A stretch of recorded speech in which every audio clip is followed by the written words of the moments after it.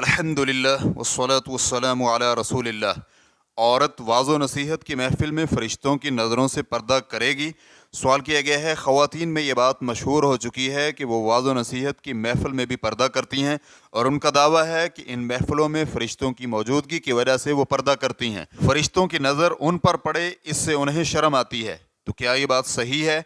ऐसी बात करने का क्या हुक्म है? अल-जवाब बिऔनिल्लाहि सुब्हानहु व तआला।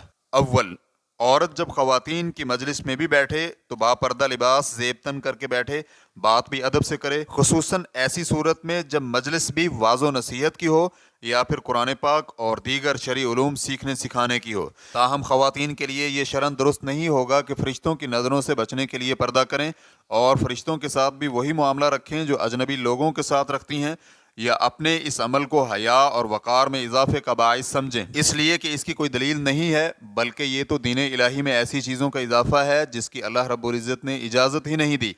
अगर उनकी ये बात दुरुस्त होती तो फिर औरत पर घर में भी पर्दा करना लाजमी होता, क्योंकि फ़रिश्ते घर में भी औरतों को देखते हैं। शेख इब्न बाज़ रहमहुल्लाह से पूछा गया, क्या ये बात ठीक है कि जब औरतों ने अपनी दीनी महफिलों में सर ढांप न रखा हो, बाल खुले हुए हों, तो फ़रिश्ते नहीं आते? तो शेख रहमहुल्लाह का जवाब था, मुझे इस बात की कोई दलील मालूम नहीं है। ख़वातीन चाहे खुले सर ही क्यों ना हो तब भी तिलावत कुरान और ज़िक्र इलाही में मशगूल रह सकती हैं, बशर्ते कि उनके पास कोई अजनबी ना हो। सर का खुला होना फ़रिश्तों के हाजिर होने में रुकावट नहीं है। रेफरेंस के लिए देखिए मजमू फतावा इब्न बाज़ जिल्द नंबर 24 सफ़ा नंबर 85। औरत ज़िक्र वाज़ो नसीहत और कुरानी मजालिस में सातिर लिबास पहने, गुफ्तगू अदब से करे और अपनी हरकत व सकनात दानिशमंदी से करे तो ये काबिल तारीफ़ बात है और ख़वातीन को ऐसा ही होना चाहिए, क्योंकि ज़िक्र और कुरानी मजालिस में वक़ार और अदब के साथ बैठना शरई और काबिल इस्ताइश अमल है।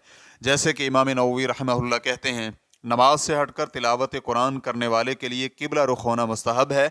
इसी तरह खुशू व खुदू के साथ सुकून और पुरवकार अंदाज से सर झुकाकर बैठे, यानी बैठने के अंदाज से ही हुस्न अदब आया हो, जैसे इंसान अपने उस्ताद के सामने बैठता है, तो ये बहुत अच्छा अमल है।